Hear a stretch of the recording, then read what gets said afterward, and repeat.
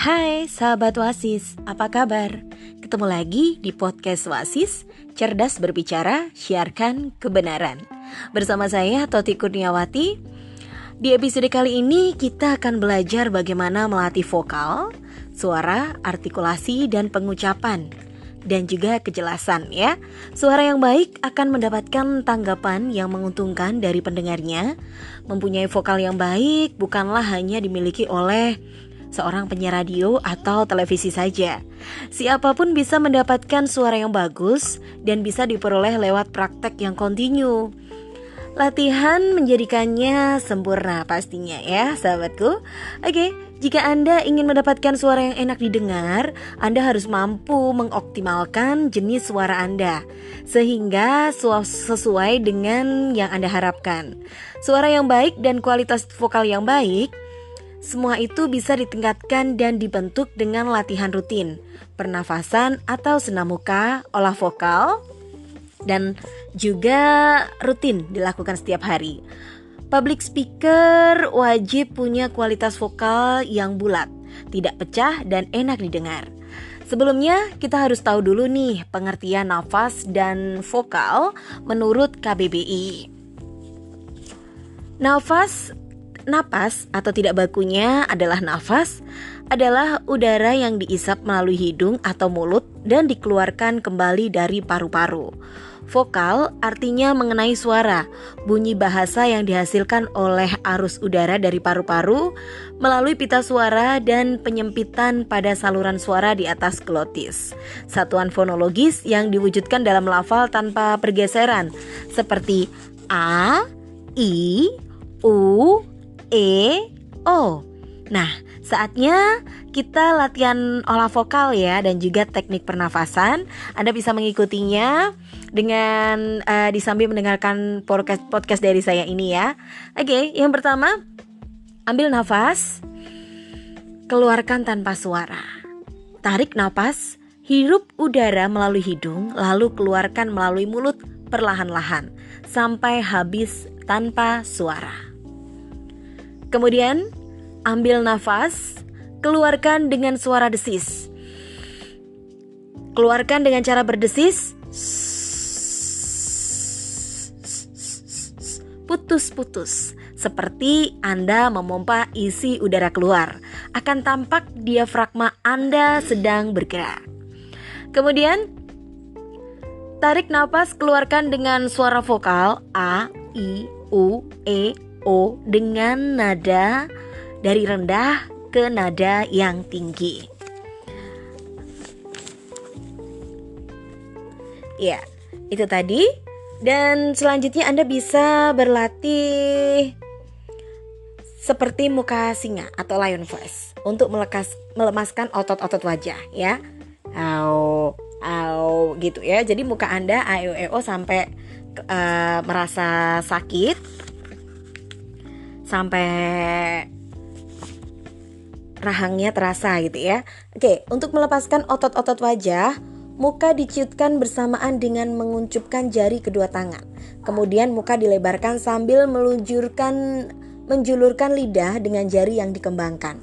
Hitungan sampai 5 kali.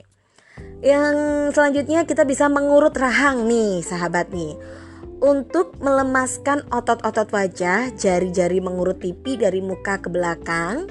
Pada saat yang sama rahang bawah digerak-gerakkan ke samping. Ya. Gitu. Jadi rahangnya A gitu ya. Hitungan sampai 10. Oke, itu tadi yang keempat. Selanjutnya kita bisa melipat lidah ke atas. Ya, lidah ditaruh ke atas untuk melenturkan lidah. Lidah dapat dilipat ke atas sampai menyentuh rahang atas atau langit-langit mulut. Hitungan sampai 5 kali. Dilanjutkan dengan melipat lidah ke bawah.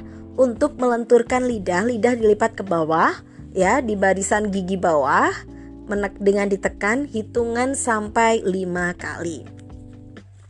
Lalu lidah bisa menyapu bibir. Untuk melenturkan lidah dijulurkan kemudian diputar menyapu bibir. Prinsipnya lidah harus menyentuh permukaan bibir dan hitung sampai 10 kali. Ya. Yang kedelapan, menggetarkan bibir seperti motor boot. Untuk melenturkan lidah sekaligus melatih pernafasan, tarik nafas dalam-dalam. Kemudian bungkukkan badan sambil mengeluarkan nafas melalui bibir. Ketika udara keluar melalui bibir, buat bibir bergetar sehingga menimbulkan bunyi seperti mesin motor boot seperti ini.